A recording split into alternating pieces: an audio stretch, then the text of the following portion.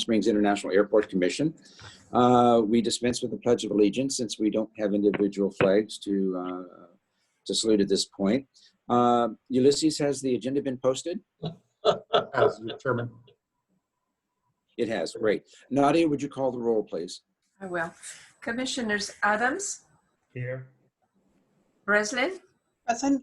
Budillo, Present. Burke, Present. Clarkson, Here. Corcoran, Here. Dada, Here. Feltman, Here. Freemuth excused, Hedrick, Hearn, Present. Hughes excused, Jones, Here. John Jones, Pye, Here. Reeson, Here. Schmitz, and Swerow. Thank you. Okay, we have a quorum, so we'll proceed with the meeting. Thank you for the roll call, Nadia. Let me, before we begin, remind everyone, since we're doing a Zoom meeting yet again, and in the foreseeable future, please be sure to mute your mics. And if you would like to be recognized to make a comment, raise your hand, and between Nadia and myself, we'll try to, and or Ulysses, we'll try to catch you. If in fact we miss the fact that you've raised your hand, simply take yourself off mute and said, I'd like to ask a question. I don't know any other better way to do that, and it's what we've done with other Zoom meetings, and I think that will work. Moving on, if you had a chance to review the— Chairman, Yes, sir. one request. What about Yes. the ones that are telephonically? Oh, good question. Why don't you, the good question, thank you, Aftab. I think those of you who are on the telephone only, just simply speak up and say, please, Ed, I'd like to speak. And we'll put you on the speakers list. Yeah, thank you for that. Thank you, and sorry to bother. Oh, no, not a bother at all, Aftab. I appreciate you raising that. You have the agenda before you. Is there a motion to accept the agenda, or would you like to modify in any way? I don't hear any modifications. Would there be a motion to accept the agenda as presented? So moved. Is there a second? Rolf moved, and who seconded? Bill. Bill. Okay, thank you, Bill. All right, all those in favor say aye. Good. Opposed? No hands. Abstentions? Very good. There are no public comments, so we'll move right on with the approval of the minutes of the Airport Commission meeting of November the 18th. Again, I'm hoping that you've had a chance to review the minutes. Let me ask, first of all, if there are any emendations to it. If they're acceptable as presented, is there a motion to accept the minutes? So moved. Rolf moves. Is there a second? I'll second. Okay, Patricia seconds. Thank you. All those in favor, raise your hands. Opposed? Abstentions? Okay, that is as presented. All right, we move on next to the chairman's report. And so first I'd like to welcome everybody. And I hope everyone is doing well at this holiday time. It still continues to be a difficult time, but yet there's hope on the horizon with the introduction of the vaccines. And that's a very encouraging, although that will take some months, and ultimately should have a positive effect on the passenger traffic to Palm Springs. I'd like to begin, pardon me? I'm sorry, but Okay, Rolf? Al, you skipped public comments. Oh, we did not have any. Rolf? Okay. Yeah, I thought I mentioned there were no public comments. I was informed of that earlier. So I would like to begin tonight, first of all, by honoring Peter Freemuth for his years of service representing the County of Riverside on the Airport Commission with a plaque acknowledging his years of dedicated service. I've considered Peter a very close friend over the years, and I've had the opportunity to serve with him. I've valued his insight, integrity, and his commitment to the residents of the County of Riverside and those in the Coachella Valley to ensure the best possible service. This is the plaque that he is being presented for his years of service. I know it's not an easy thing to see, but at least to show you that. And the County Board of Supervisors have indicated they're going to be recommending to the Palm Springs City Council for approval its nomination for a representative of the County of Riverside to the Airport Commission. I thought I would let you know too, we have a vacancy with Cathedral City, and it has forwarded its nomination to the Palm Springs City Council, which will take action at its January meeting. As you know, all commissioners have to be approved by the City Council. 10 of us are actually appointed by the City Council, but the other 9 representatives from the various communities in the Coachella Valley, including the County of Riverside, representing the supervisors, are submitted to the City Council of Palm Springs for approval. And with that, I wanted to move on.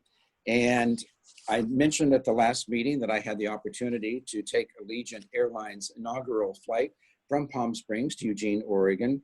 It was necessary I go for health reasons of my niece's husband, whom I've known for 51 years, who subsequently died. But I will tell you, I was very impressed with the air service that Allegiant provided to Eugene, Oregon. It left at 6:30 at night here. We almost had to land at Medford, Oregon, unfortunately, because of the fog, but at the last minute, the ceiling came up just to minimum standards and they were able to land the plane in Eugene. There were 21 passengers on the outboard flight on the Friday that I left, and there were 40 passengers on the return on the following Monday. I was particularly pleased to see how both at the Palm Springs Airport and Eugene Airport followed all of the COVID-19 protocols and beyond. The TSA here at Palm Springs, as well as in Eugene, Oregon, practice social distancing, and also we're implementing what I call the touchless kind of check-in system with the agents, so that there's no touching of driver's licenses, no exchanges, all sorts of other protocols that were being done. And I was pleased too that upon the arrival in Palm Springs, the Allegiant staff reminded the passengers to adhere to the Palm Springs mask requirement. So it was a very, very pleasant experience, and I'm glad I had the opportunity to try that. The benches, all of you received a copy of the artist renderings for the benches that David Reddy and I selected. And they were really exciting. And I know that I got comments from many of you really appreciating the extent to which they represented the airport. They're very unique. And actually I had a chance to take a look this evening. All of the benches have been primed with white paint, waiting now for the artists to put their renderings on. So we're getting there. And 8 benches again, were all we were doing at this point. If we, meaning the members of the commission, like what's occurred, then it would be an action item before the commission if we wanted to proceed with painting of benches inside the airport or past security. And that was what David Reddy reminded us of at the last meeting as well. Commissioner Adams is going to report under the commissioner's report, his meeting with the sustainability department. I'm assuming, Gerald, they went ahead and met the week after our last meeting. Is that correct? Yes, we met on November 24th. Okay. And we had quite a large group on there to look at all the plant selections. Let's hold that report under the commissioner's report. Yep. Okay, we'll come back to that. Good. I just wanted to give you a heads up. I sent you an email today to give you a heads up too. As noted in Ulysses' report, Daniel Meyer made a presentation to the Desert Business Association, of which I'm a member. I was really delighted and really pleased to report that his presentation and PowerPoints were very thorough and informative. Daniel has a way of presentation that invites the audience to participate and interact with them. So Daniel, appreciate how you manage that and your presentation with the Desert Business Association. And I hope the rest of you get a chance to see Daniel in action moving forward as well. The Desert Business Association, just so that you know, is comprised of 250 LGBT and allied businesses and professionals from across the Coachella Valley. And they've joined together for business promotion and economic development and so forth. Lastly, then, I also made a brief presentation yesterday on Main Street. That represents both the uptown and downtown businesses on Palm Canyon and Indian Canyon. Over 50 district and out-of-district members in addition to the community members. And we have 2 city council members from the city of Palm Springs who actually are the liaisons to the Main Street. Both Patricia Breslin, Commissioner, and Commissioner David Feltman are community members of Main Street, as am I. So we have that opportunity. I think we'll turn now, we'll go back and continue. As I understand from Ulysses, there are no introductions and presentations. So we will move to the city manager report. David, are you online? Maybe he's not. Nadia, has he joined us yet? I see Marcus. No, he has not. Okay, we will come back to the city manager report. Let's move on to the next item, the budget and finance report presented by Celeste Reed. Celeste, you have the floor. Thank you. Good evening, everybody. I'm pleased to present to you the November 2020 financials for the Palm Springs Airport. I think I sent Nadia, I sent a chat. I don't know if it's easier to do a share screen, but if you happen to have your documents in front of you, I'll be going straight to page 3 of the financial report. It's page 8 of the PDF, and I'll be referencing the summary page. I'm happy to talk about any specifics that you'd like for me to, if I don't happen to mention them throughout the report. So I'm going to start off with Fund 405, which is of course our CFC fund. You can see the revenue. We are about at 23% of our budget. Last month we were at 16%, so it's a nice increase. We had an increase of about 100,000 over prior month, although we're still fall short of where we were last year. The expenditures remain low in this fund, but I suspect that will change as decisions are made about the CFC planning of the new facility and the timing and when that will occur. Moving on to our PFC report, the expenditures are, the revenue is about $258,000, which is about 10% of budget, but I don't know if you happen to recall, these revenues are reported on a 60 to 90 day lag. So from a timing perspective, you're not exactly looking at October revenues per se, it's more about October collections. Moving on to, and then expenditures are at 2,400, and that of course will increase in December. As I've mentioned before, we have the debt service payments that will come through for the principal and interest, of which we have reserves set aside for that funding of those payments. On airport operations and maintenance, you can see the revenue, we're at about 27% of budget, and expenditures are about 26% as well. So I think it's nice and interesting to see how those numbers are aligning and how they are consistent with the CFC revenue. We're in that low to mid 20% range of where we targeted our budget to be. I like to see consistency, at least in financials, so that information jumped out to me a little bit. We still have quite a notable savings over expenditures over prior year that I think bears some mentioning. Your management team has worked very hard. Last month we had a savings of about 1.2 million. We still retained a savings over last year of $1 million from July through November. It's spread across several categories, the largest of which relate to airport security department, the terminal building operations, and control center operations. That's where you had the largest contraction in savings over prior year. And you can see for right now, there's a balance there of about $130,000 positive bottom line through November for the airport operations. Capital projects are coming in 5.2, 5.6.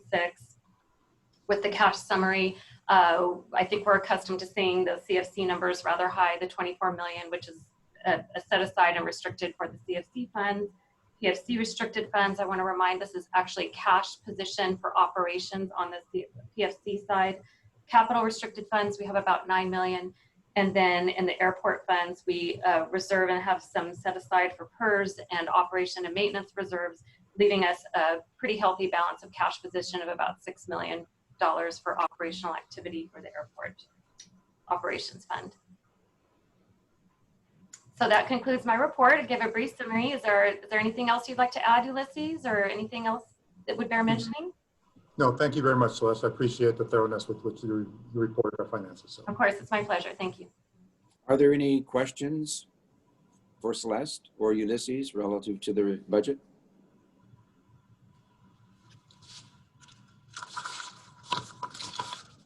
No?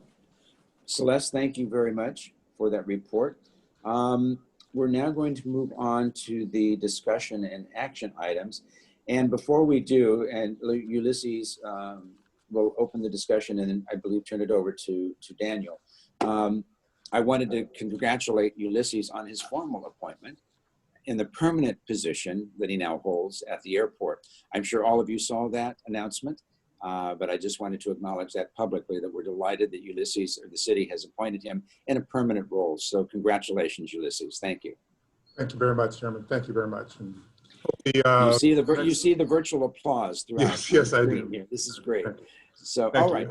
Then Ulysses, I turn it over to you to introduce the discussion about the marketing strategy. And before you do, sorry, Ulysses, one more thing.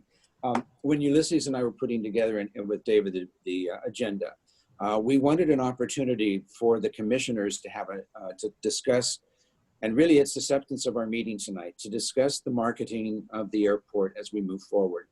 And so what this is designed to do, this is the discussion that Ulysses will introduce Daniel.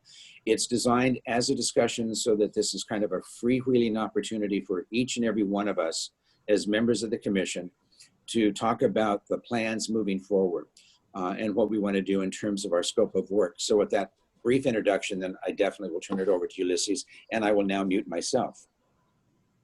Thank you. Yes, as Chairman Jones has identified, this is designed to be a discussion item. From prior discussions over the last several years that I've participated in, where the commission and the marketing committee respectively have talked about the airport's marketing efforts, there was always a large interest by many of you who wanted to make sure that that different things were taken into consideration from different points of view. We think now that Daniel is here. He's had now just over 2 months of being with us. He's summarized some of that in that report that we provided to you. He's going to go over those accomplishments here. But more importantly, this here is an opportunity for all of you to share with us what you think is important in developing a scope of work that Daniel will work on and bring back to the marketing committee for further review. That scope of work before it's polished off and brought back to the commission. We want to basically identify a strategy moving forward that works best for the airport, for Daniel in his position, that he can have confidence that he's executing in concert with the desire and the intent and the direction of the commission. So with that, I will let Daniel start his presentation. Okay, thank you, Ulysses. So let me get my screen shared up. So I want to go ahead, a little presentation for you guys. It's going to include some coverage of what was included in my staff report for you guys, kind of wrap up with the promotions and things, and then we'll go into a discussion portion. So let me share this real quick.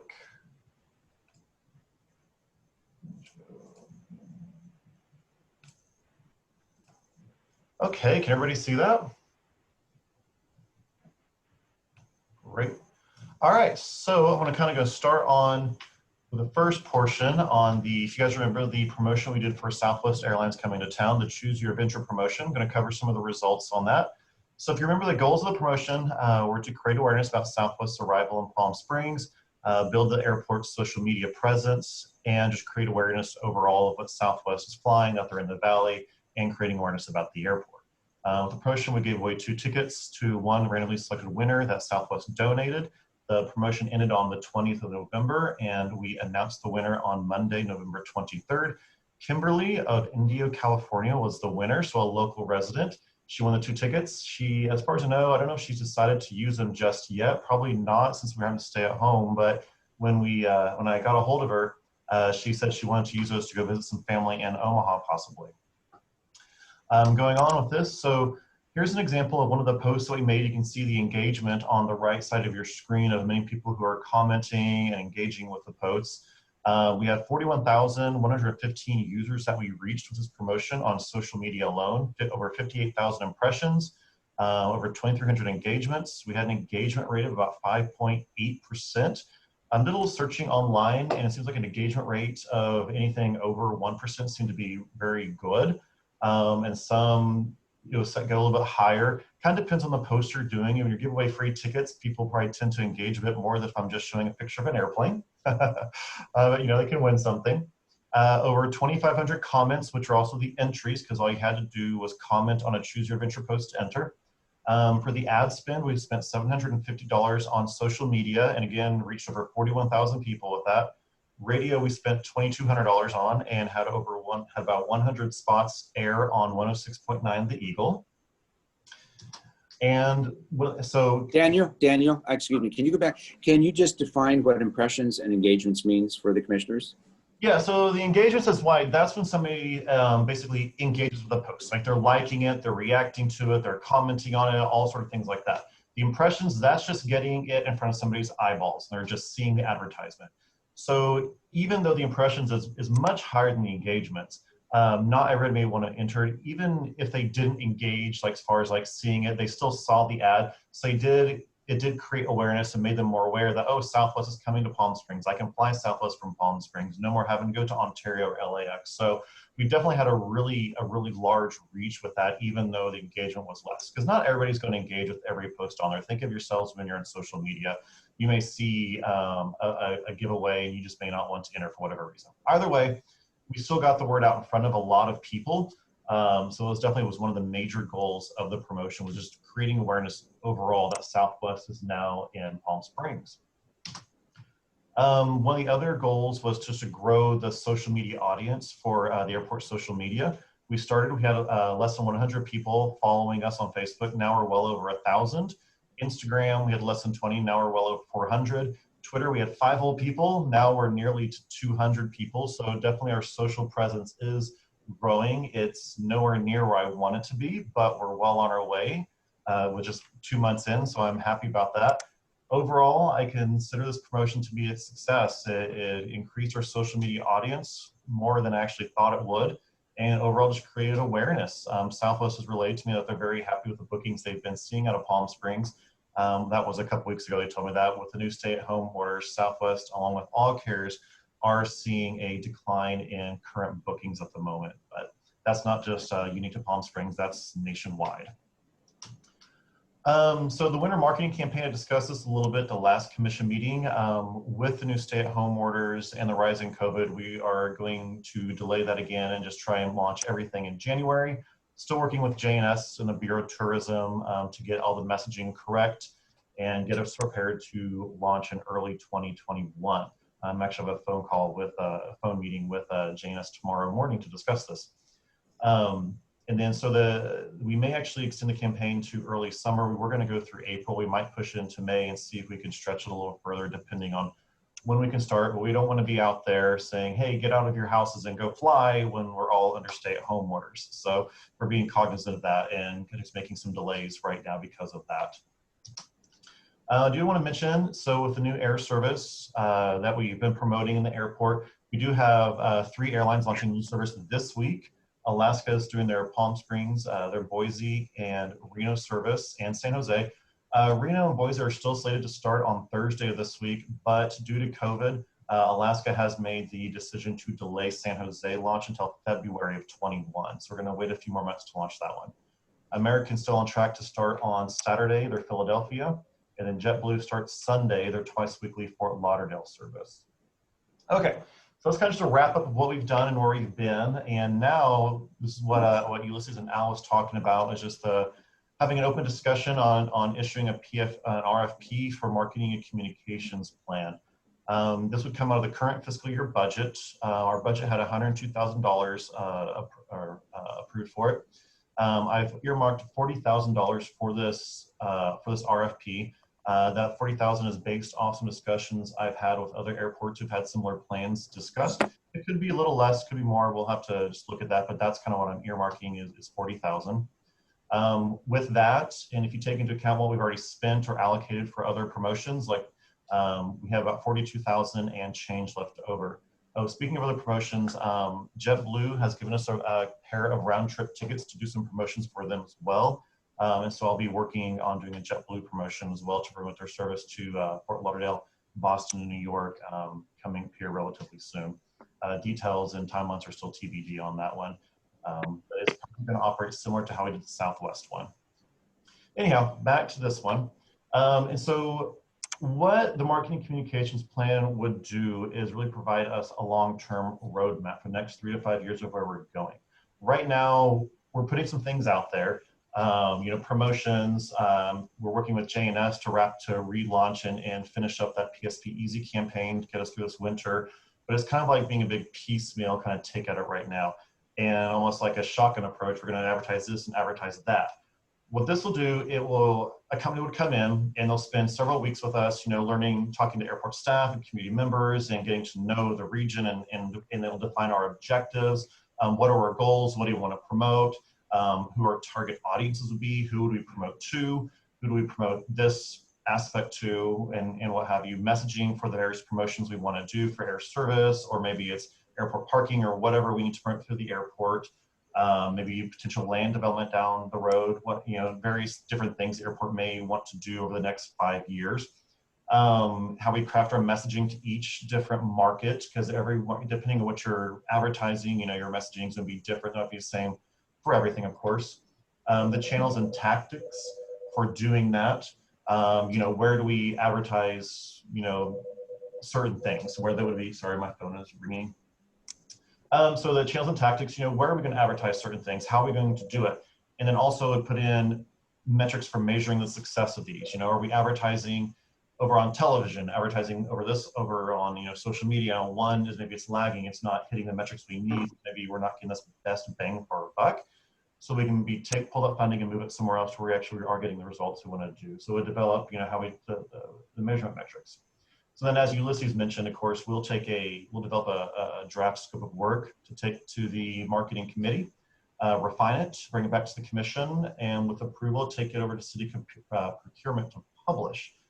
So I kind of thrown a lot at you. Sorry if it's too much, it's kind of a lot to digest, but we just want to have a discussion on thoughts, questions, comments. Do you think it's a good way to go to kind of develop and give us a roadmap for the next 3 to 5 years, so we know we have goals and everything we're doing, the money we're spending is definitely going where you guys and where we want the airport marketing to go? Can you speak to sort of what kind of consulting firm is going to respond to this RFP, or what kind of consulting firm you're looking for to do the work of the RFP? It would basically be a consulting firm with experience in marketing and communications. There's a few out there that really specifically work with airports on doing marketing communications just for the aviation industry. There's others out there which do marketing for abroad, all kinds of industries. I think we'll probably get quite a bit of interest. I would expect to get several submissions. But anybody with the experience and expertise in developing these could be a likely candidate.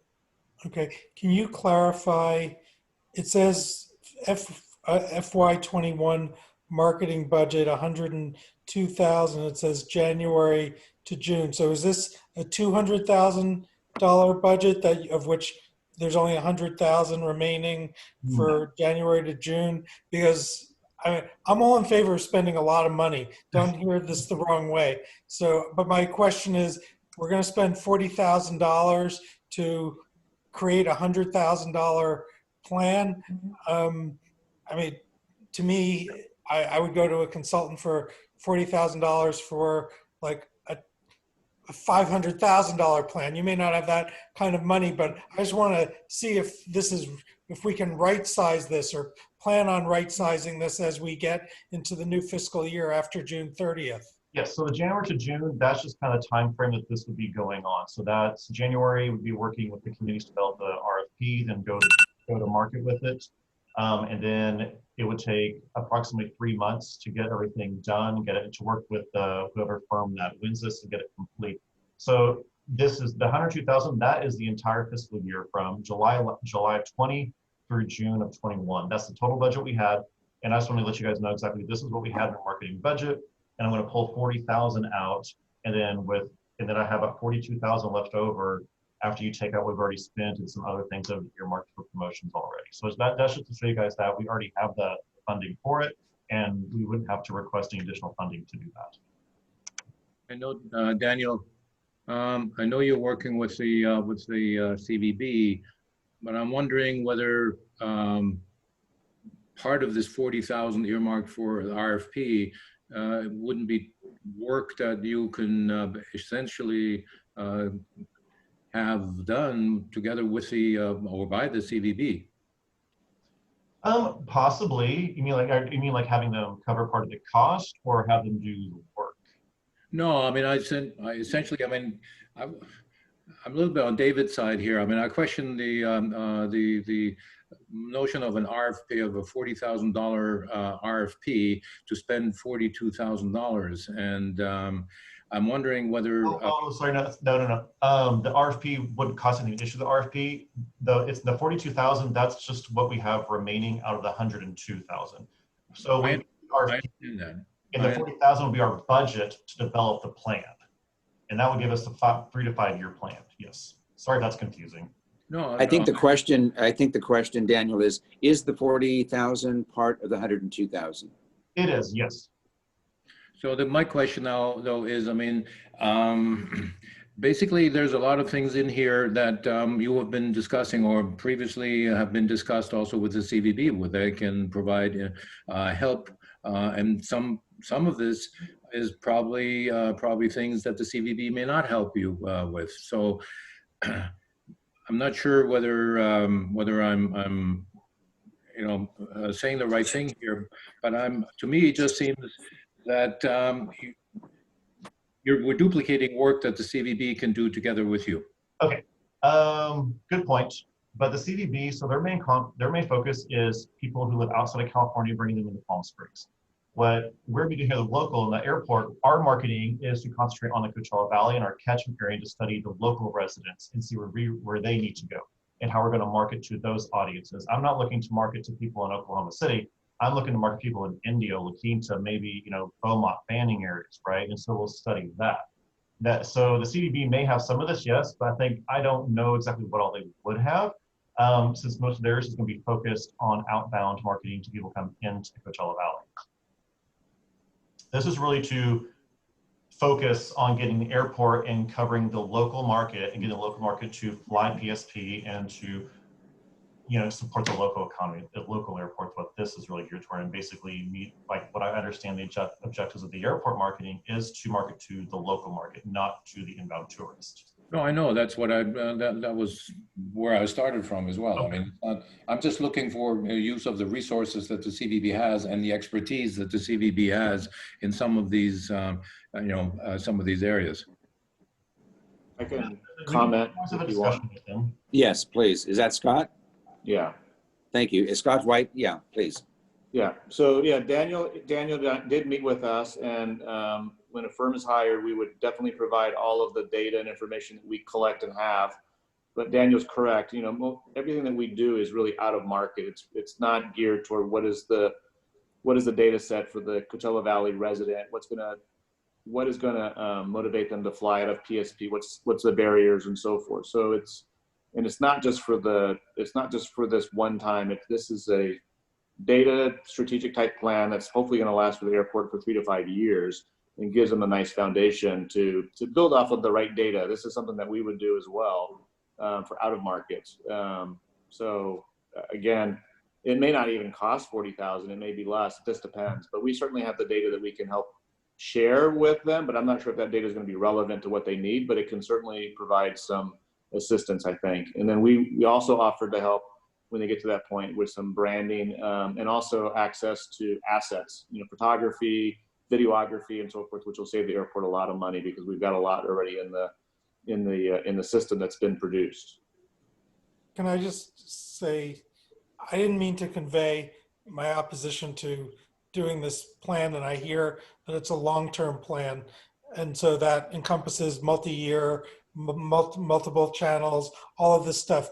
But I would like to see this be more blue sky and not metaphor intended, and not limited by the budget that is in existence right now. That would be, I think, the more expansive view is what I'm trying to convey. If they come back with the recommendation that we can spend $150,000 really well, that would be great. If they say it's $250,000, and then we can see maybe we don't have that. But I would just encourage a blue sky view and not limited to the budget number that's there now. That's a legacy number from when we really weren't doing any marketing. I'll shut up now. Let me chime in here. The inclusion of this information for budget fiscal year 21 just basically wanted to reassure the commission that we were going to tap into the remaining $102,000 that we originally budgeted for this entire fiscal year for marketing and advertising. So Daniel has identified some of those expenses that have been incurred, but we still have money available to us that right now we believe undertaking this RFP would be a good value for that money. And what comes out of that is exactly what Commissioner Feltman identified, is what does the next 3 to 5 years look like for the airport from a marketing perspective?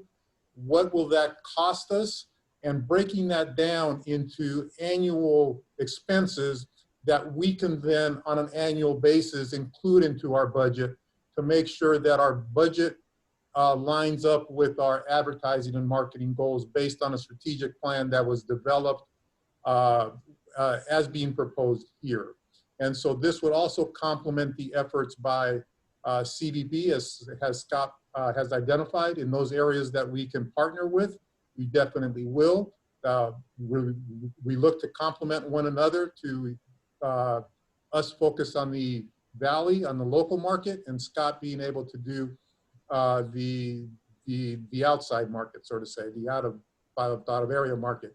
And we haven't even talked about what we would do with partnering with Palm Springs Convention and Visitor Tourism Bureau as well. So there's several entities that we would partner with. This strategic plan would allow us to identify the respective strengths and what other organizations can bring, and where we can fill in that gap, and then what that looks like for us over the next 3 to 5 years, where Daniel can concentrate, execute, and for us to put in our budget accordingly, fiscal year after fiscal year.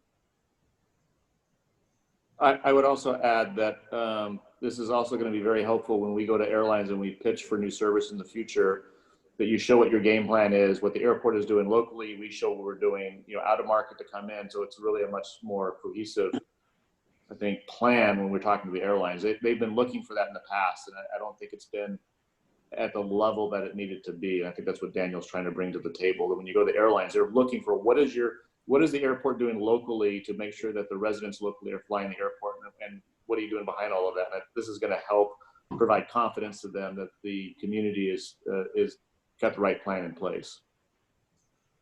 If you remember, for those of you who have been around at least the last 2 to 3 years, remember there was discussions a couple of years ago that the airport should focus on billboards along the 10 freeway and along Highway 111. Then there was a discussion about social media and those type of efforts. This is exactly kind of what the dialogue would be, what the discussion would be, and a road path for Daniel to basically be able to identify and follow with basically identifying where he should spend his time, efforts, and money. Hey, Daniel, nice presentation. Thank you. I'm also a follower on all 3 of your social platforms, so I think they're off to a really good start. You mentioned something about benchmarking with some other airports. Anything you can share with us about who you spoke with and kind of what you learned about this process that might help make this RFP a little more focused? Yeah, so I talked to some peers of mine, South Bend, Indiana. They put some stuff together. Another company that I've actually spoken with, marketing firm, they're an aviation-focused marketing firm, and they do produce these. I've got some information from them. And another one, was it Rochester, Minnesota, I believe it was. They put one as well. And the people who've had these produced and put them together, they often refer to it they refer to it as their marketing Bible. It's like they like to have it, to go to it. Somebody will come from the community, say for instance, with this opportunity or this advertising opportunity, and they can go back and say, okay, what are our objectives? What's our plan? Where are we going? And how does that fit into what our goals are? If it's in their goals, then so they can evaluate. If it doesn't, then they can, politely decline to do that. So it keeps them focused on it. And as Ulysses said, it really has us outline and gives me an option where I can just execute. Or right now, without a fully formed plan and knowing exactly where you want to go, exactly who the markets are, it's almost kind of like guesswork of maybe I advertise this over here, maybe I do this. It's develop that. And as a person who does this for a living, as a communications professional, I wholeheartedly agree on having some experts in the field help guide you to develop a long-term strategic plan. Good, thank you. Thank you, Todd. Other comments? Yes, I have a comment, and this is off top. Yes. I know I'm not on Zoom, but this is for Daniel as well as Ulysses and Scott. Knowing that we just started the service with Southwest Airlines, and especially this question is to Daniel, knowing that you were on the other side of the fence 60 days ago. Do we know what the expectations of the load factor are for Southwest Airlines for the first 90, 120, or 150 days? Oh, what they're hoping for a load factor, or I mean, like how? Yeah. What are their projections, expectations? Because they are so crucial to our destinations. And if their expectations for the first 30, 60 days fall short of our destination, that's where we need to employ our marketing efforts to make sure we can afford to lose them. Okay, sure. All right, so as far as like load factors projections, they haven't actually shared that with us right now. Southwest has been aggressively growing nationwide. They are taking advantage of this downturn to gain market share from their competitors. They've done this in the past in other downturns. This is not unique. So to answer your question on Southwest, to support them, yes, so if you guys, when I was talking about the relaunching of the PSP Easy and how we're going to re-message that, that's going to focus on where we are right now in January 21. That's going to focus on this season in advertising everything PSP has to offer. And so that's when that launches. Hopefully we can launch it in January. And again, I'm talking to JNS tomorrow, and then we have another meeting with the JNS and the Bureau of Tourism on Tuesday next week to work on the current today's plan to get that launched and going. This marketing communications plan would actually not really, this is a long-term game plan, like where we're going to start, and this is going to focus us into getting everything ready to go for season 21, 22, 23. So your short term to advertise what we need now, which you're absolutely correct, Aftab, is that we need to support them as best we can now. That's going to be the relaunch of the PSP Easy campaign to focus on that, them and other airlines' new service. And then this one will get us going. We're talking budget next fiscal year and our planning and advertising for next fall, winter, etc. And Daniel, I appreciate that, but knowing, and Scott can verify it, if he's still on the line, that we've been soliciting Southwest for over 2 decades. And granted that we were able to get them in to our destination, but we cannot afford to lose them. So any and every effort, marketing, whatever it takes, to keep them, to make sure we satisfy their load factors, that should be our #1 goal, period. Absolutely, I agree. Yes, definitely every effort to support Southwest and all the new service we've gotten, all the carriers, is definitely what we're going to be focusing on. And we're going to do this way with our promotion, and then we'll be advertising their service with the relaunch of the PSP Easy campaign. They'll be included in that very heavily in that, as long as with the other new service as well. So they're definitely, that's definitely top of my mind. It's something I think about every day. The Southwest service plus a service from the other 6 carriers that have launched new things. We've got a lot of service to support, and there's not a lot of demand to go around right now, unfortunately, because of COVID.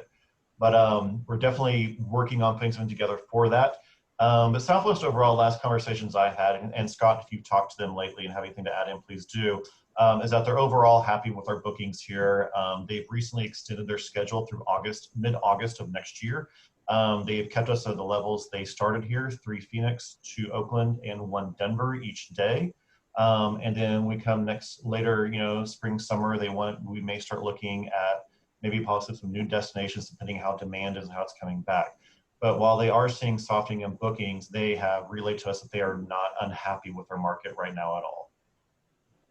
That's great news, and I just wanted to share with everyone that I had a call from a colleague of mine that Southwest just announced they're starting service to Santa Barbara also. So we have a huge competition. So let's make sure we focus and do a hell of a job marketing to continue to increase the load factor for Southwest Airlines. Let me add, if I can, Daniel. Aftab, thank you for those comments very, very much. I would share too, and I know Patricia was there, and I'm not sure, David, if you were still on the Main Street in that discussion. There were questions raised by many of our businesses who were equally, just like Aftab, really committed to ensuring that Southwest is a success. And some expression of concern that with COVID and the lockdown, that some of our new air services and destinations might in some way be diminished. And there was a worry about that by our local businesses. They're having a tough time right now with this new 3-week closure. So there is a general feeling in the community, the business community, of just as Aftab had expressed now, of absolute commitment to trying to do whatever they can to help support the airport. And Patricia Breslin, who's chair of our marketing committee, who was also on Main Street, I know is going to continue this discussion about trying to more closely align and what we can do to support one another. So she'll be doing that with the marketing committee coming up as well. I just wanted to add that as additional information. Yeah, absolutely. Thank point. Yeah, but also, you know, the airlines, they also realize that there is these times are definitely very unique. You know, they're coming in, they're adding in, and most of them, especially Southwest, they're making a play to grow their network, and it's a long-term play, not really a short-term answer. And so they know that even with a lockdown, they're going to see a downward trend in bookings, but they aren't looking at us in a negative view right now because of that. That was early last week. Actually, they relayed that information over to me. But it's definitely true. If demand doesn't eventually come back, they may not be able to keep running them long term. But we're going to do our best to support everything that we can. And hopefully these these restrictions get lifted soon so people can come here and start doing things again. And as soon as we get word that the restrictions may be easing, Scott and Ollie from Aileron, we'll do a great job. We've all been communicating with the airlines and ensuring they'll have timely information knowing when those may be lifted. So, and keeping them in the loop. We're definitely doing our best on that as well. Let me just add one more. Aftab, let me just add one more item. On our radar. So let me just add one more point, just in the discussion with Aftab's obviously desire to want to make sure Southwest is a priority for us.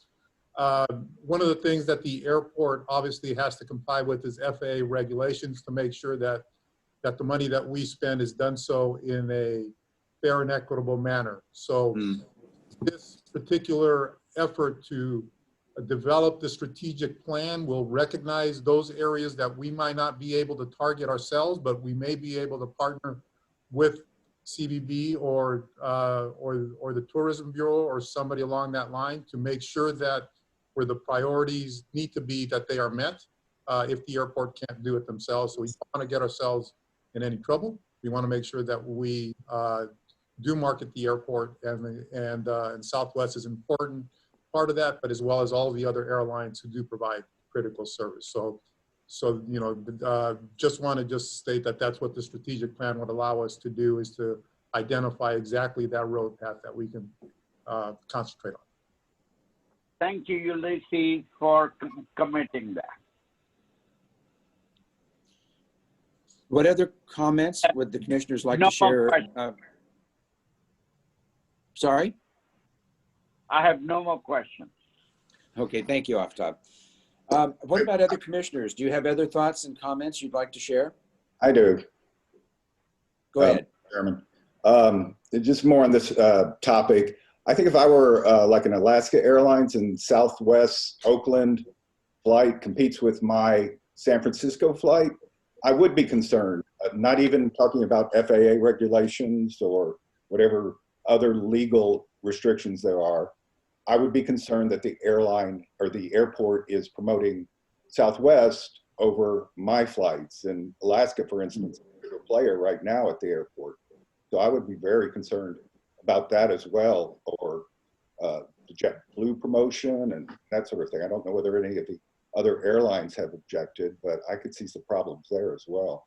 So to answer that, I'm reaching out to other carriers and offering them things. So we've actually so there are large terminal advertising in the airport. We have so much space. If it's not sold in the airport, we can use it for airport messaging. Allegiant and Alaska have both taken us up on that offer, and they're running ads in the terminal for the baggage screens in various areas for advertising for some of their service. Alaska chose to advertise their Reno service. They didn't choose to do the other two. They were happy with the bookings on both of those. Promotions, I was planning to do something with Alaska, but now that everything starts, all their service starts on, well, 2 to 3 now start on Thursday. With the stay-at-home orders, there's not much we can do. When those restrictions get lifted, we were discussing likely doing some sort of promotion, maybe early next year, maybe to Reno or somewhere. But a lot of things we want to do with the stay-at-home orders and COVID really just thrown a big wrench in the gears, unfortunately. Some of the other carriers we've reached out to, and I just haven't heard back from them yet. We've also offered internal advertising to JetBlue. They haven't got back. Southwest offered the internal advertising on the unsold space. They haven't got back to us yet as well. So we're reaching out to all the carriers to see what they may be interested in, how we can support. Just what you've seen so far is just the ones that have actually followed through to, like the Southwest that gives tickets for the promotion. JetBlue just recently got those tickets to us last week, so we're now working to execute that. And so as things are coming to fruition, we're putting the planes out there. I just wonder from an FAA perspective if that's sufficient. If you make things available to everybody, you've made it fair and equitable, or whatever the standard is. Yeah. We just have to offer the same to everybody, which is what we're doing. They don't necessarily have to take you up on it. No, they don't. Okay. And we'll continue to have that dialogue with the FAA.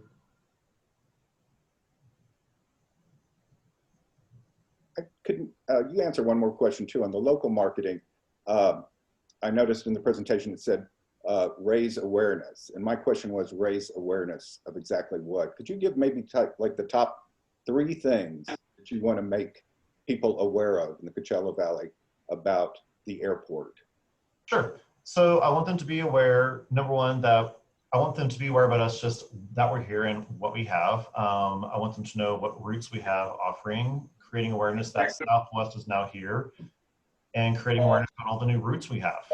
You know, I want the get or front of mind, top of mind for people when they think, I want to fly, I want them to think, I'm going to check flights from Palm Springs before I even look at Ontario or what other airports they may have been used to flying. You know, many people would drive from the Coachella Valley to Ontario to fly Southwest. And I want them to know that Southwest is now in Palm Springs.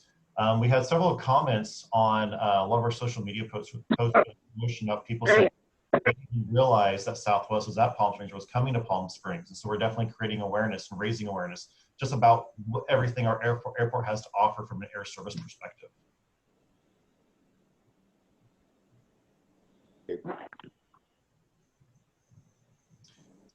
So if there's no other questions and everybody's okay with this, we'd like to go ahead and move forward and draft a scope of work and start working with the marketing committee on this. I don't know what steps we need to take to have a vote on that usually, I'm not sure. So again, this one is not an action item. This was to receive information, foster discussion as it's been occurring right now, and then Daniel will definitely draft a proposed scope of work, and we'll continue to process that through the committee and through the commission to make sure that, again, at the very end, what goes out is something that the commission is behind and can support. Okay. All right. So I have one more. Oh, sorry. Daniel, first of all, can you delete, you're in control, get rid of your PowerPoint slides so we can go back to full screen and see everybody? Yes, I have one more discussion item. Do you want me to do that, then go back? Okay, sure, absolutely. No, sure, Okay. Go ahead. If it's related to this, absolutely, please. Okay, yes, it is. So this was also on your packet. And so this will be the follow-up to marketing communications plan. Once we have a plan, and that is, oh, hold on. There we go. And that is all we're getting it back. I want to also look at doing an RFP or maybe just an RFQ, request for qualifications on marketing services for the airport. This is something that I don't know what the budget would be for it. That's what the marketing plan help us get together what we need to do so we can draft our budget going forward. So it'd be something out of next fiscal year. But want to get your thoughts or feedback on possibly going out for RFP or maybe just RFQ to get marketing services. Services could include developing a brand for the airport. The airport doesn't really have its own brand per se. There's a couple of logos out there, but it's never really been a fully developed brand for the airport. And so services may include doing a brand, maybe building a new website if we do a brand to go with it, creative campaign development for different advertising air services or different things the airport has to advertise. We may have them on retainer to do like graphic design work for us. We don't have to do that. But as mentioned earlier, as Scott said, the CDB has offered up a lot of their services. Maybe they can do some graphic design work for us based on what we come through with the marketing plan. It's more about kind of having people on retainer, I guess, really. Maybe people and companies to do media planning, buying, and placement.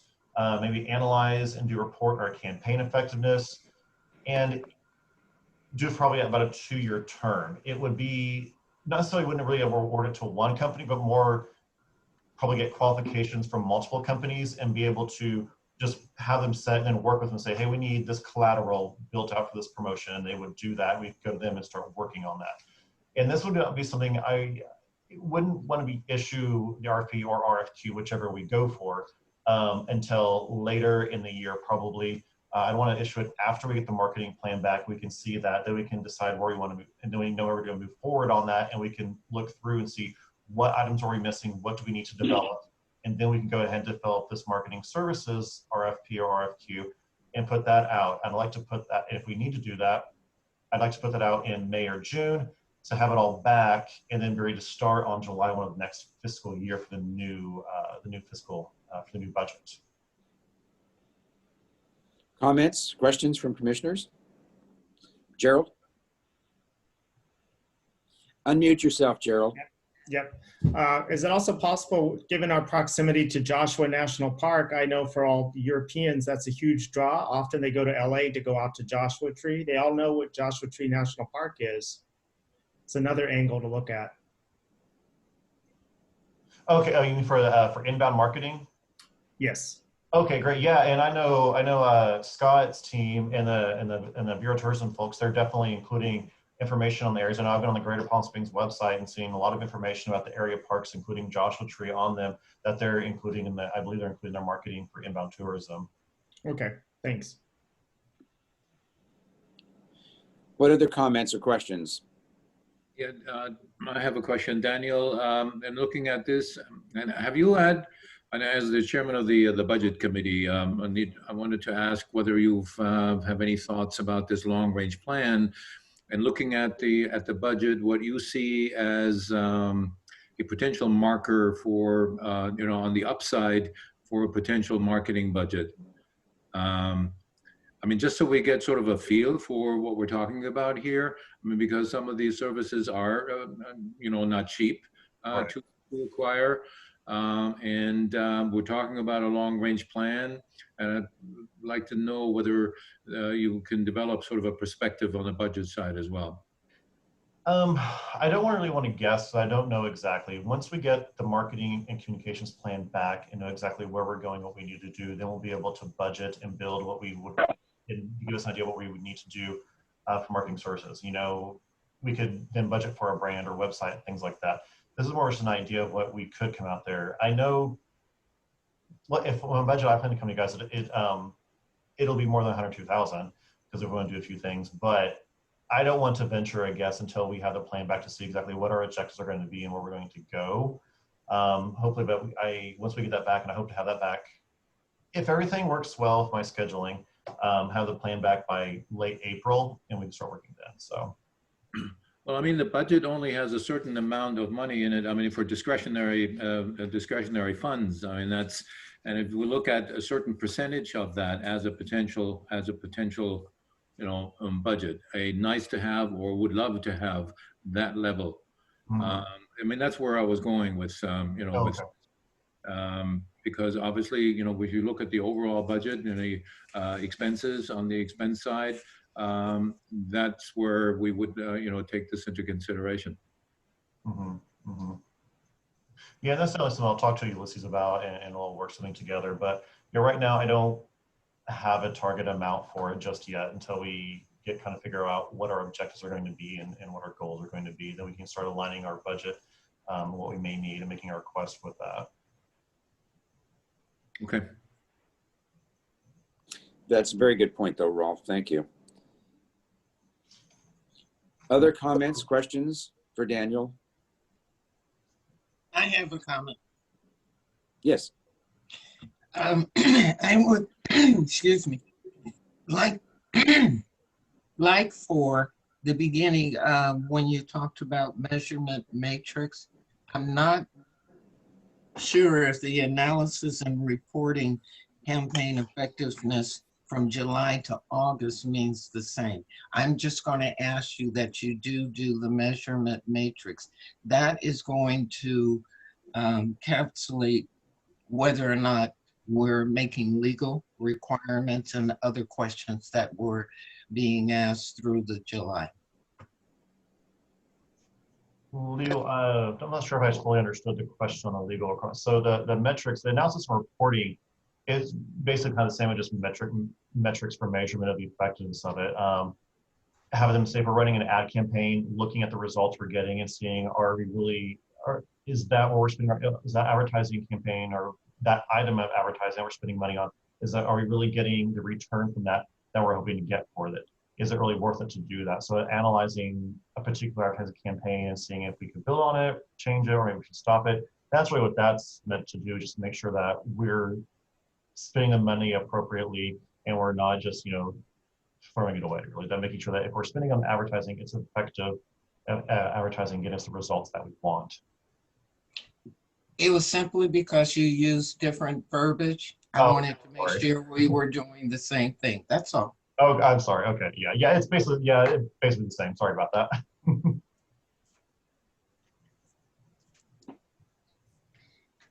Other questions? Comments? Well, Patricia? yes, I just wanted to bring up, Daniel, first of all, thank you very much for all of the development that you've thought of and the goals to reach and the objectives. And I would love to have a marketing committee meeting if the members are willing and you are willing within the next couple of weeks in January, first couple of weeks. Would you be ready for a discussion, like a working meeting where they could work with you on that, on a few of the items, or send you, just to get it going? Absolutely. Yes, that's actually my hope. I want to get the draft, work with Ulysses and get the draft scope of work together over the next couple of weeks. We have 2 holidays coming up, so a little bit, probably can't do it in the next couple of weeks. I'm meeting, but I want to get the scope of work finished out before the end of this month.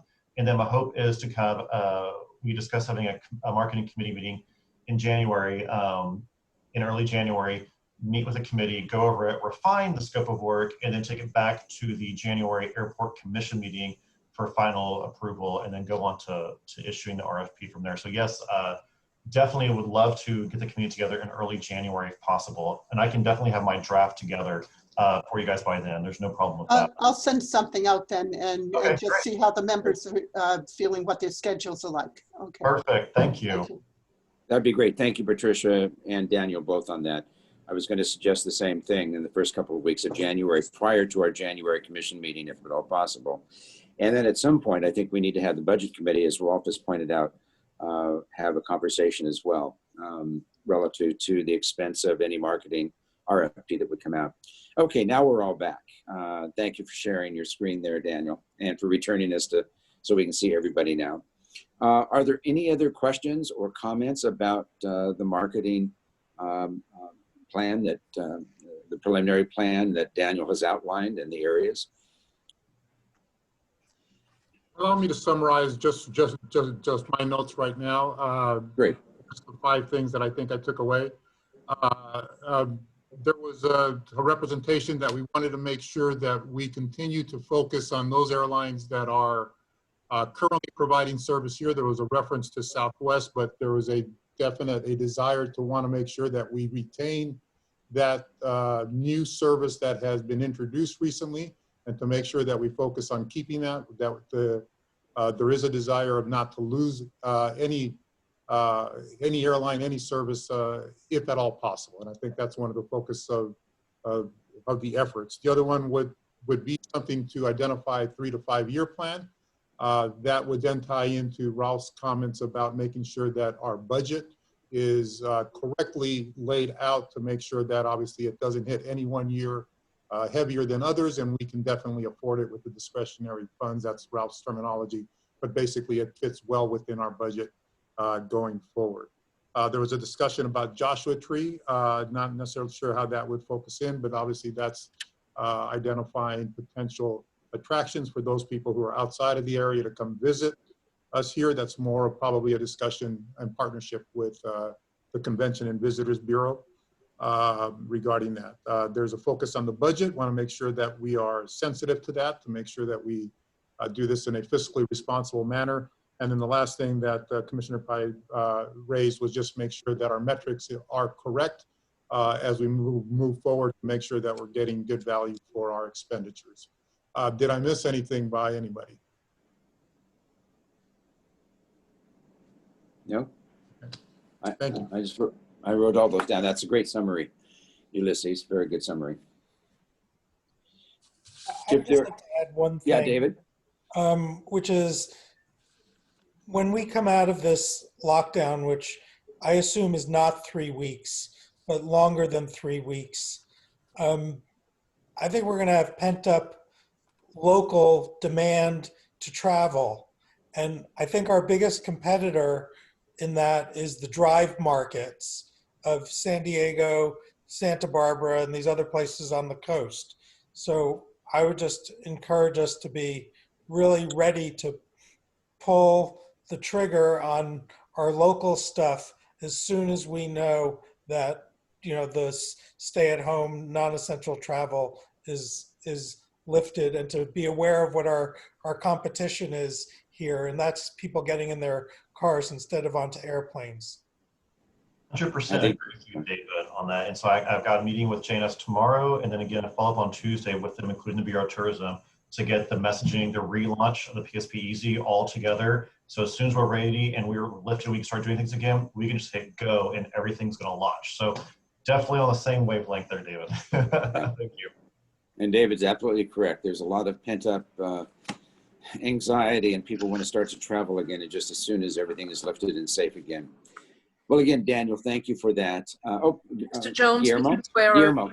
Yeah. Yes, I just want to remind everyone that part of this effort is also to encourage our local travelers during the summertime, when we have that seasonality, which a word that I want to take out of our vocabulary, because I think it's important that we are one all year round airport and destination and airport to serve from here to other places. So our summertime, our locals, you know, are our best Great passengers. So thank you, Guillermo. That's a very important thing for us to recall. And that's the direction we were certainly moving before COVID, and took a little bit of a pause, but I think it'll ramp back up. I'm hopeful as well.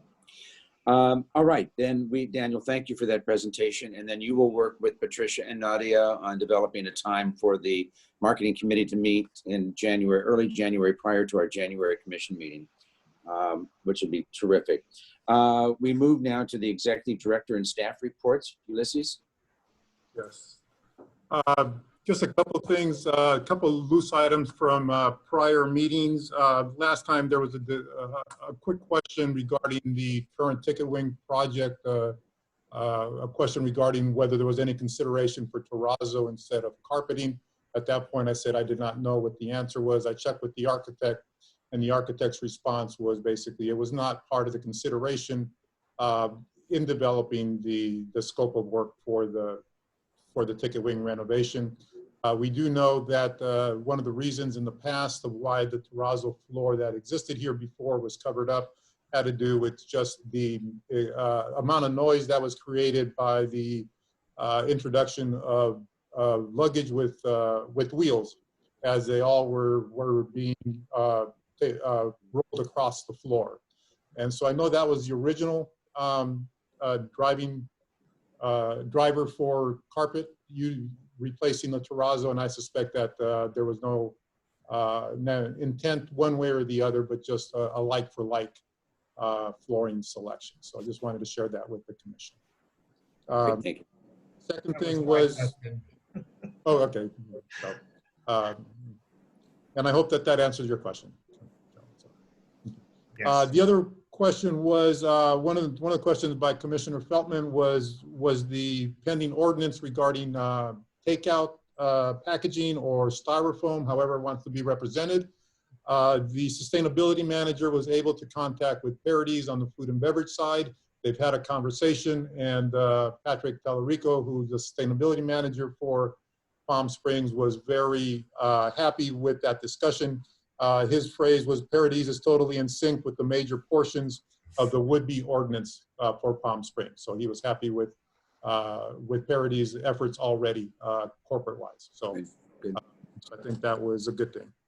So one of the other developments since we last talked, unsolicited by the airport at all, we had a company by the name of COVID Clinic Inc., which is a COVID-19 testing clinic. They have desired and have requested, and we are working with them for a lease for property here at the airport. They're going to lease property from us to do drive-through COVID-19 testing. They're going to put it at the east end of the overflow or holiday lot along KDW. They're hoping to start within a couple of weeks. It is no cost to the airport. This is strictly driven by the fees for the clients who decide to have the testing done. They will have a small area inside of the terminal, about 80 square feet, which will be a booth, a kiosk, where if a passenger who does do the testing prior to them wanting to travel can get the results printed out at that booth. Again, the other part of this is the COVID-19 clinic approached us. This wasn't us approaching anybody or soliciting anything. This is strictly a land lease agreement between COVID-19 and the airport. And there are no requirements at this point, either by the airport or by an airline or by any destination that we know, either on arriving or departure side, for any COVID-19 testing requirements. So I just wanted to share that with you. COVID Clinic is right now currently offering services at Ontario and LAX. My understanding is that's related to their respective flights to Hawaii. I'll stop here and answer any questions that anybody may have. And Yuli, is that in conjunction with the county or the city, or just exclusively with our airport? That was that's an exclusive with our airport. They came to us as a potential tenant of the airport. Thank you. Ulysses is Rolf, and maybe Scott may have some information on there as well. Was there any contact with Canada regarding a testing protocol at airports? Scott, are you still on? I think he may have dropped. I don't see his dog. Yeah, I don't see Scott on their participant list. Ralph, my understanding is that there has been some preliminary discussions time back that Scott and Ollie had with the airlines in Canada. It never really went anywhere because Canada is very much not completely sold on testing in lieu of quarantine. Is basically the best representation that I've received recently. Daniel, have you received anything? Is that consistent with what you understand? Because I know you've had these discussions as well. Yeah, the last I heard, Ollie with Elevon was talking with the Canadian government to get information, and basically what Ulysses says is the last I've heard as well. Okay, thank you. Ulysses, oh, I'm sorry, Kevin Cochran. Yes. Kevin? Unmute yourself, Kevin. There we go. Thanks. Ulysses, can you give us an update on the timetable for the ticketing operation, for the ticketing renovation, and how that's coming along. And the second question is, when are they planning to install the lighting for that whole area? It looks like there's temporary lighting in the space that's been opened up so far. Do you have a sense of what that plan is? Because it's pretty dark at this point. Yes, I do. I got a couple of slides to show the commission about the ticket lobby and the project. I'll get to those in a couple of minutes, and I can address your questions at that time. Thank you. Okay. So if there's no more questions on COVID, I wanted to make sure that I gave everybody an opportunity to ask questions, because obviously how sensitive COVID and testing is right now. So Ulysses, could I ask you a question on that? Because I'm just a little confused. I know what other airports, some are doing. Is there any relationship to that COVID testing that would meet the requirements of Hawaii, for instance? The COVID clinic is going to offer 4 types of tests. They are done from a rapid test all the way to the PCR, which is the premier testing option available.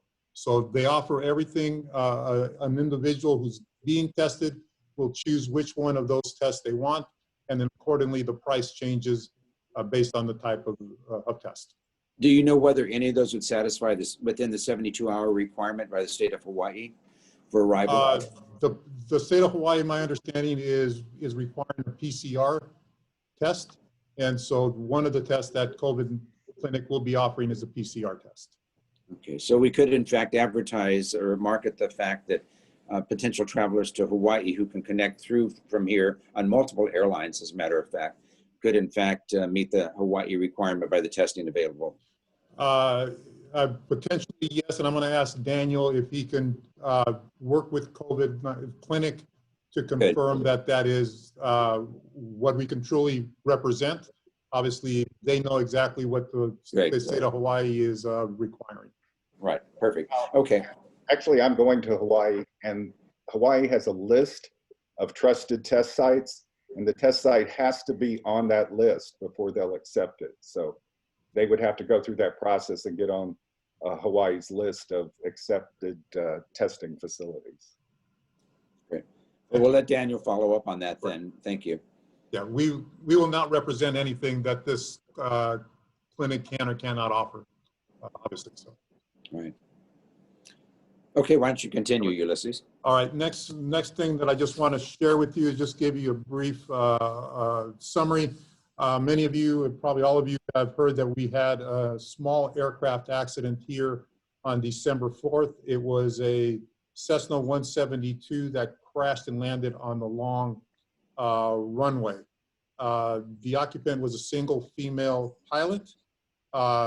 The pilot was attempting to take off immediately following an attempted landing on the short runway on 31 right.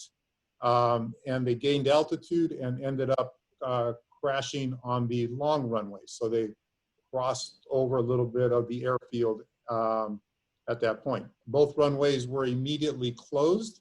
After an inspection of the airfield, the short runway was opened and remained open overnight. The long runway, which obviously is the one that services the commercial aircraft, that runway was closed for 15 hours from 2:15 in the afternoon on Friday to 5:10 on Saturday morning. So there were approximately 28 flights that were affected with either cancellations or diversions immediately after, all the way through repositioning of flights early the next morning. So, and with that, so just wanted to share that with you. Any questions on that? Okay. Let me now share my screen. Nadia has told me, unfortunately, we only have 10 minutes left on this, on our I'm on Zoom. I'm sorry. So can you see my screen with the Yes, picture of the phono? it's showing. It is Okay. showing. Yes. All right. Okay. So just want to go through.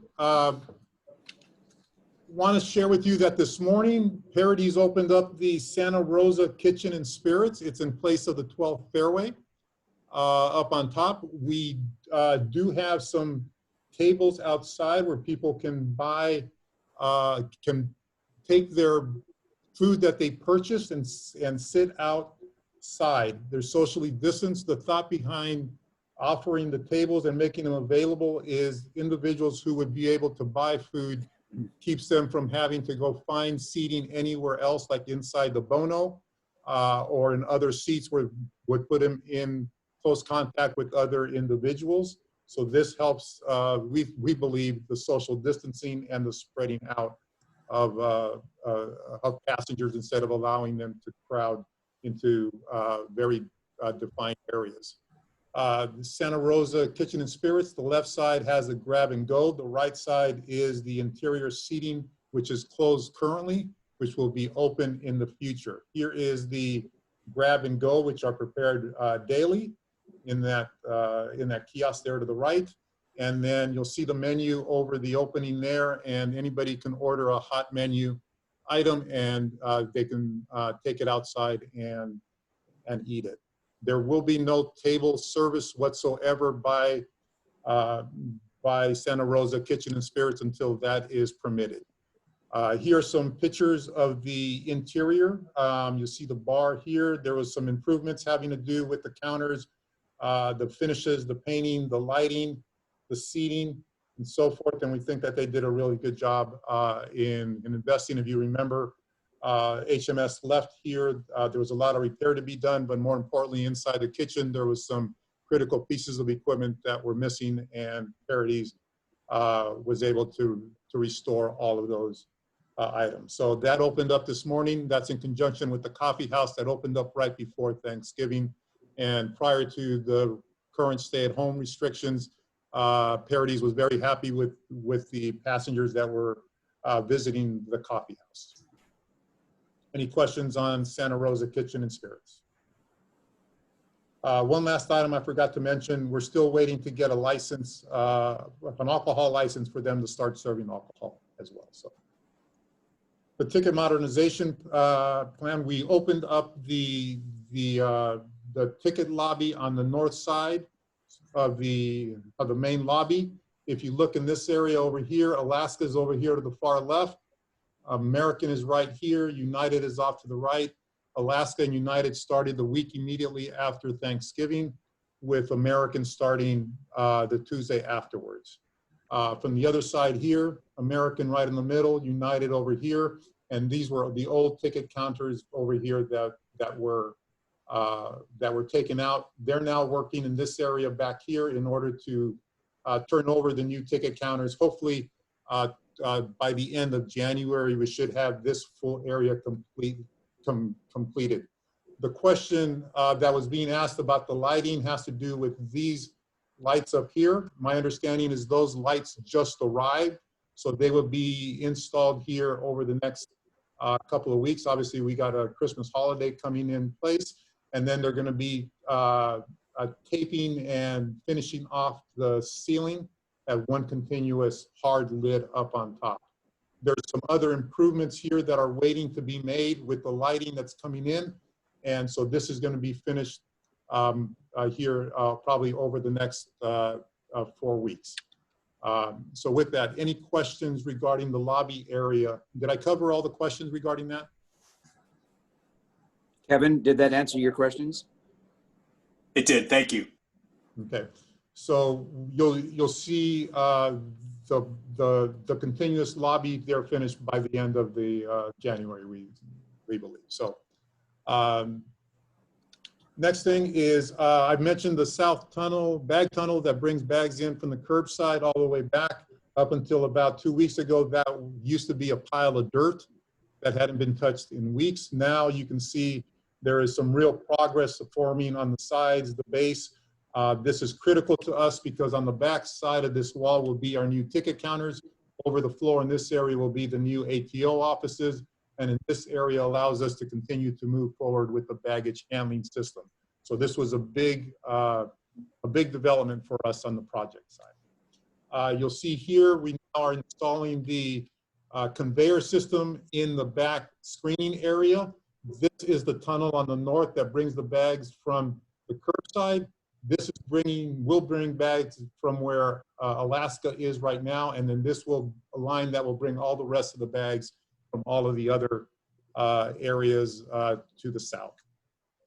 This is the third carousel out in the back. It's the only one that's not complete right now. And what you're seeing right now a partial installation of these panels right on top of these support beams, and that will continue on. So they have made great progress on the project here outside and inside. Any questions on the project? With that, I just want to say happy holidays from the Palm Springs Airport staff to everybody. And these are some of our decorations that we have throughout the airport. So any questions?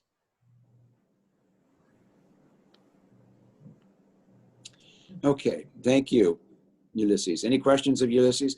Nadia, can I ask you a quick question? Does this actually close off at 7 o'clock or can we continue? I'm afraid it will close off at 7. Okay, well, we'll correct that in the future. That gives us about 3 minutes. We're down to the commissioner requests and reports. I guess, Gerald, can we have you hold your report until the January meeting? Yes. Okay, that would be on the Sustainability Department meeting about the demonstration garden here at the airport. So Gerald, I apologize. I think we need to do that in the time remaining. Are there any other commissioner requests that need to be made or reports? If there are reports, we may need to put those over to January. Bonnie? Bill? I'm Bill.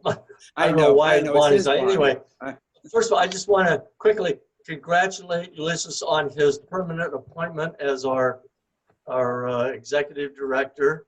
Congratulations. The other thing I have real quickly is, this is directed to our city manager, Mr. Reddy. He's not here, but is there any possibility that we can change our meeting time back to mornings instead of afternoons? That's a question for him to address with the city council. Thank you. That we'll make note of that. That's been raised before. This is the first night I think I've seen 2 guests or 2 community members listening in. I think we haven't had very many, but thank you, Bill. Other commissioner requests or reports? If it's a report, we'll probably defer it till January since I'm looking at the clock. We have 2 minutes, but please, does any commissioner have any comments or want to say anything at all? I do. There are 3 of us in Palm Springs representatives whose terms end at the end of this month. I put in an application. I haven't heard anything. So that's kind of up in the air. If I'll check with the city or somebody. Right, that's Patricia. David's not online tonight. He was supposed to join us. We'll follow up on that. I know the commission said the city council was taking action on appointments at its January meeting, but let me find out specifically about the individuals. And Patricia, I know you were up for renewal as well. Right. But I just want to say, I asked the clerk and he said he was forwarding applications to the individuals who are on the team to say, who's coming back. But he said it probably will be January when they make their decisions. I don't know. I don't know for sure, but. I'll tell you what, I will follow up as well and get it more definitive. All right, we've got it listed. It's turning up to 7 very shortly. The report of the city council items are in your packet. There's no correspondence. You've all received the activity reports. Is there a motion to adjourn? I move.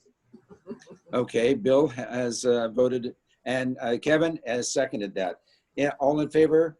Raise your hand. Aye. Very good. We'll see you all again in January. Thank you. Have a great holiday. Okay, bye-bye. Great holidays. Same to all of you. Stay safe.